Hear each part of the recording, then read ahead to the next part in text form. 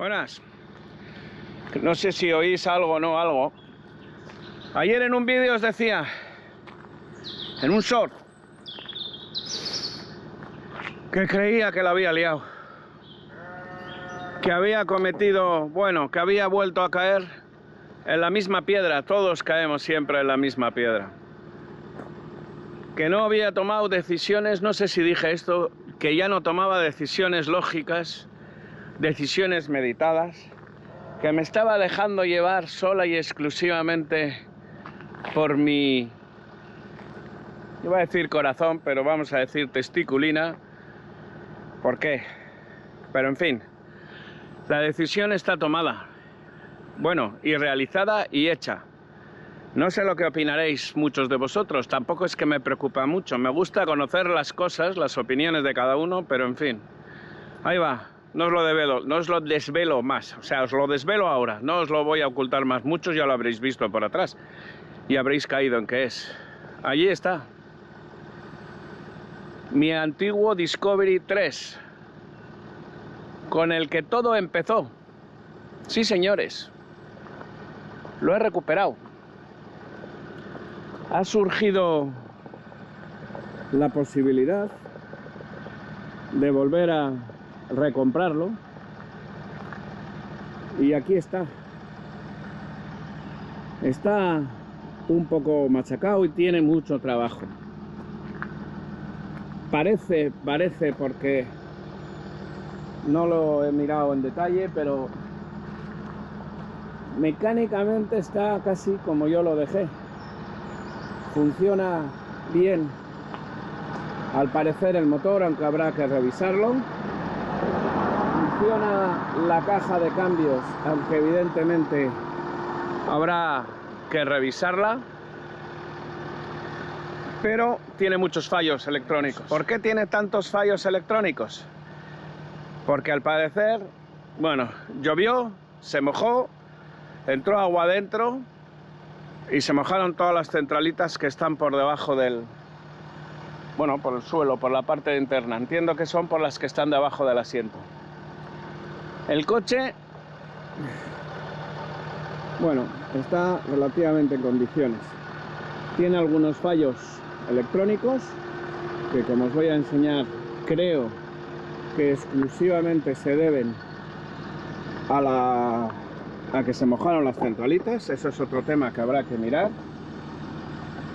Sigue fallando la bomba de altas de gasoil, que es lo que me fallaba cuando yo lo dejé. Pusimos una de segunda mano, pero no acaba de funcionar. Como veis, tiene muchos avisos. El principal es el de la suspensión, pero funcionan el compresor y funcionan los amortiguadores, las balonas, aunque habrá que cambiarlas.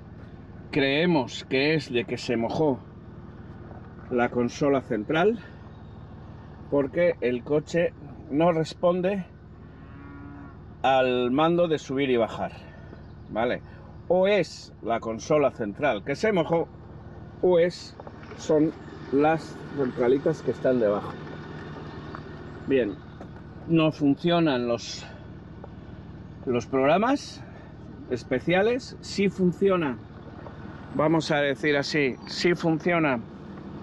Entra la reductora y funcionan las marchas cortas, con lo cual entiendo que todo es un tema electrónico. La verdad es que se me escapa, a ver si nos vemos bien así. Como os he dicho, sí parece que funciona. Bueno, la reductora mecánicamente funciona, quiero decir que le doy al mando y entran, se conectan. Al parecer, según me comenta el que me lo vendió, digamos que las humedades o las filtraciones se han corregido.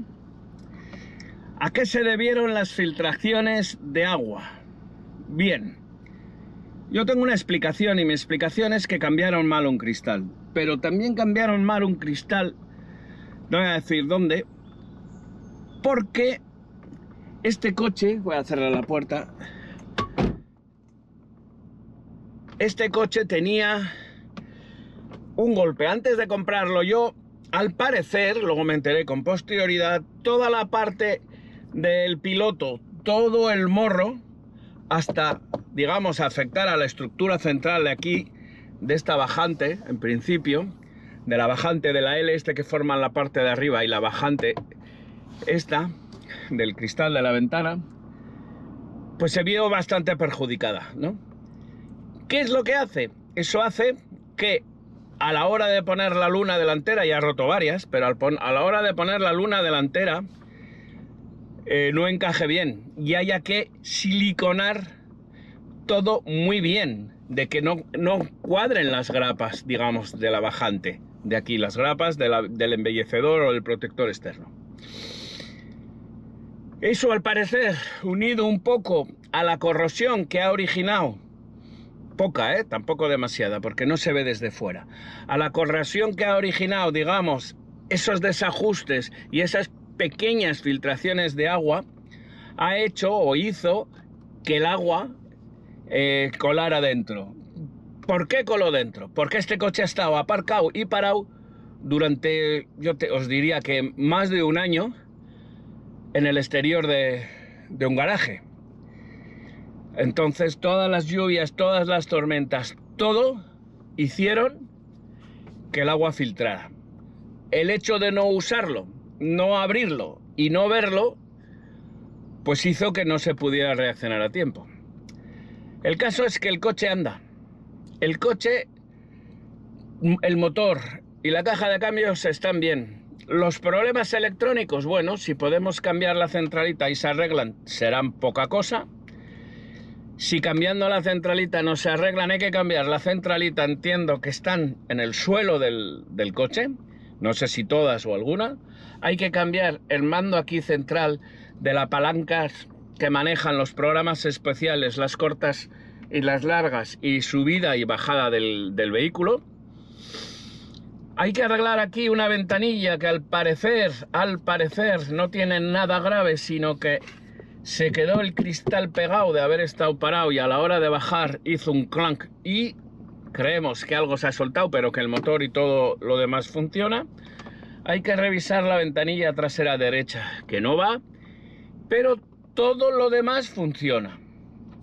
Y hay que cambiar, y tengo que cambiar lo mismo que tenía que cambiar antes de venderlo, que básicamente es todo el sistema de suspensión. Cuando hablo del sistema de suspensión digo todo, menos habrá que revisar el circuito, las válvulas y demás, y hay que cambiar sí o sí las balonas. Las balonas tienen 297.000 kilómetros. Este coche es del 2004, es de los primeros. De hecho, no sabemos qué modelo es, si es una edición especial inicial, ¿qué es? No es un S, no es un SE, no es un HSE.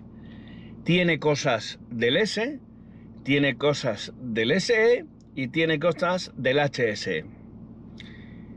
Os lo enseñaré en detalle en un futuro, cuando lo vayamos haciendo.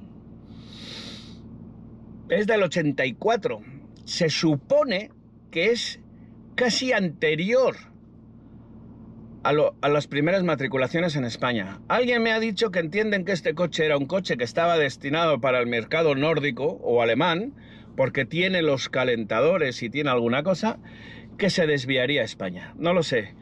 Lo más curioso que tiene este coche, que no sé si alguno tenéis o habéis visto, es, os lo voy a enseñar, bueno, el salpicadero está como todos estos coches secos, pero que todo el salpicadero y todo el frontal, buscaremos algo, porque todas estas cosas se pueden fácilmente obviar, ¿no? Ventanillas, como os he dicho, parecen que funcionan solo dos. Cierre centralizado funciona, todo lo demás funciona. La radio va bien, el aire acondicionado y tal funciona como funcionaba antes.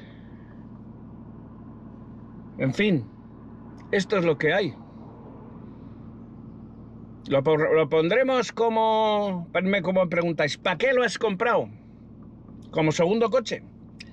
Para mis salidas, por romanticismo, porque quería recuperarlo, quería volver a andar. Con él empezó todo, con él hice mis primeras rutas, con él conocí a todos mis amigos de la Land Rover, del club Land Rover, los presentes y los pasados, vamos a decir así. Tuve grandes experiencias.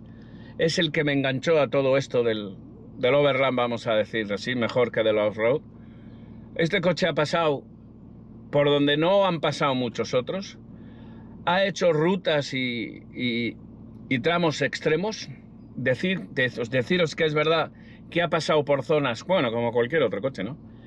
Por zonas por las que nunca creería que pasaría, y se me ha quedado en lugares en los que nunca pensé que se podría quedar. Tiene sus pros y sus contras, pero sobre todo tiene mi cariño. Y como uno ya es mayor para tomar decisiones lógicas, racionales, o solamente decisiones lógicas y racionales, el corazón le va pudiendo a uno y otras cosas. Bien, ¿es una decisión lógica? No. ¿Es una decisión racional? Ni mucho menos. ¿Es emocional? Sí, pero sobre todo es la decisión que me pone cachondo. Ayer, nada más cogerlo, el precio es pequeñísimo. O sea, por todo lo que hay que hacer, el precio no es el de compra, es el de recuperación. Ayer, cuando lo vi y lo cogí, se me cayó, por romanticismo, un poquito el alma al suelo, ¿no?